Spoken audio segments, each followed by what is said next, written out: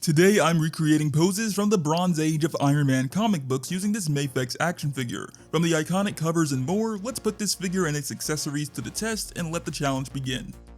For our first pose, let's begin with this iconic shot from the cover of the Invincible Iron Man number 126. First, I'm moving the arms out of the way to work on the legs. We'll twist the legs, bend the knees, and adjust the toes for that crouching stance seen on the cover. Ultimately, when posing this figure, my goal is to keep things looking as natural as possible, avoiding any stiffness in the pose. And then it's time for a quick faceplate swap. We're going to use this one without the nose. With the new faceplate in place, let's position the head just right. Finally, we'll adjust the arms to match the cover. And there we have it, our first pose of the challenge is complete. Let me know what you think. Next, I'm recreating a pose from the Invincible Iron Man issue number 149, Doom Quest, a memorable storyline from Iron Man's history. Let's kick things off by repositioning the legs. The left leg is pushed up with the knee bent, while the right leg is stretched back as far as the figure allows. Next, I curve the body slightly to give it a more dynamic, less rigid appearance. Once that's taken care of, I'll move on to the head. I tried to get that determined front-facing angle, but the limited neck range held me back a bit. It's a minor setback, but something I'm just going to have to deal with for this pose. Posing the arms was a breeze though. I think they handled what's seen on the cover of the comic quite well. And just like that, pose 2 is complete. It may not look as dramatic as the artwork, but I think it still looks quite impressive. We'll return to the sky soon, but let's try a couple of dynamic ground poses, like this one from the Invincible Iron Man issue number 112, where we see Iron Man taking a swing at a foe. The posing process felt kind of similar to the first pose I tried, but the most significant difference is there are much sharper angles in each of the joints, noticeably the legs and midsection. Once we're done with that, let's get the head and arms set up correctly. In this pose, Iron Man's arm needs to be crossed over, and luckily the arms can do that with no problem due to the smooth butterfly joints. With the pose ready to go, let's snap some shots and see how things turned out. While prepping for this video, I asked you all on Instagram what poses you'd like to see, and there were some fantastic suggestions. One pose I just had to try was something with the rollerblades, since that figure includes this cool accessory. It didn't take long to find the perfect pose, and it was right from the pages of the same Iron Man comic I just did a pose from. I'll start by swapping both feet for the rollerblades to get Iron Man ready. Now let's dive into the action. Iron Man is dashing forward, so we'll begin by recreating that dynamic motion.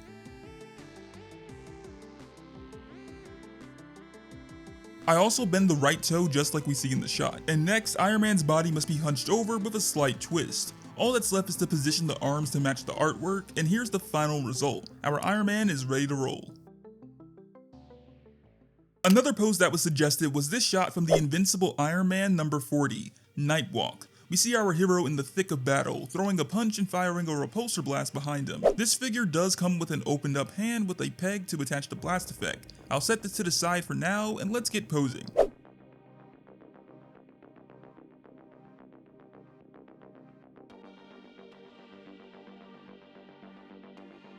After several changes and checking the photo back and forth, I think I have the legs in a position that matches the artwork, but we'll know once the pose is near its end. Since Iron Man is throwing a punch, his body needs to be twisted in the direction that the punch is headed. Let's also fix the head a bit too. For the final touch, I'll attach the blasting hand to the figure. After making sure everything is lined up correctly, the recreation is complete. Let's take a quick break from the action and try something more relaxed. For this pose, I'll pull inspiration from the Invincible Iron Man number 128, where Iron Man is behind his desk and looking at his helmet. This figure includes a solid comic-inspired head sculpt, so that'll be great for this pose. I'll also switch out the hands and black out the eye holes with this piece to make the helmet look empty. While super dynamic poses may look way more interesting, poses like this can still be a great way to give your figure some character. What do you all think of this pose? Recreating poses can be a lot of fun, but the true fun of posing is getting creative with your poses. So with that being said, it's time for a freestyle session. Out of all the accessories, the one I wanted to use the most was the proton cannon. This thing is an absolute beast of a machine, and it'll make for an epic pose. The idea behind this pose was having Iron Man prepared to fire the cannon, and to bring this pose to life, I needed to use as many joints as I could. With Iron Man's pose turning out how I imagined, I think it's time to attach the cannon to his arm and balance everything out so we can capture the shot. Next, I'll try the iconic superhero landing, a pose that always looks good with this character and one that you guys were requesting as well. The figure's waist is on a dumbbell joint, which makes getting those deep crunches no problem, and the butterfly joints will help his fist touch the ground. As mentioned in previous posing videos, try to add some curves, even if it's the slightest bend, because it helps keep things as natural as possible. Let's try one more freestyle pose, but one that's more dynamic and uses the blast effects included with this figure. For this shot, I want to have Iron Man leaning back some as if he's charging up for a powerful attack. Pushing back the left leg was necessary to keep this pose standing on its own 2 feet. Browsing the vast gallery of Iron Man covers, I came across this eye-catching cover of the Invincible Iron Man number 21. I love the dynamic stance this character is in, and it seems like it'll be a fun one to recreate. I'll begin by adjusting the upper section of the figure, the head, torso, arms, and hands. It's looking good so far, but to capture the whole picture, I need to fix the legs to match the cover.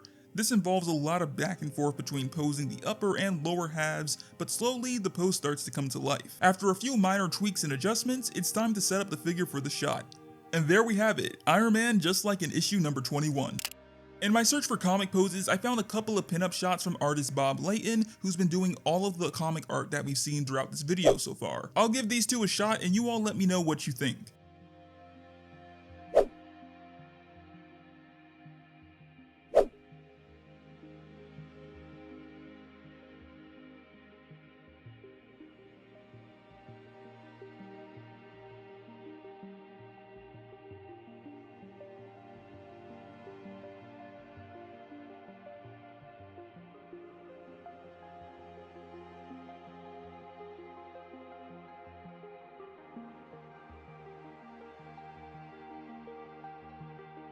And for my final pose recreation of this challenge, I'll try the flight pose from the page of the Invincible Iron Man number 134, also known as the challenge. To recreate this shot, I'll give the left arm a splayed hand as seen in the artwork. Let's start posing the arms first. I'll stretch the left arm forward and then flex the right arm.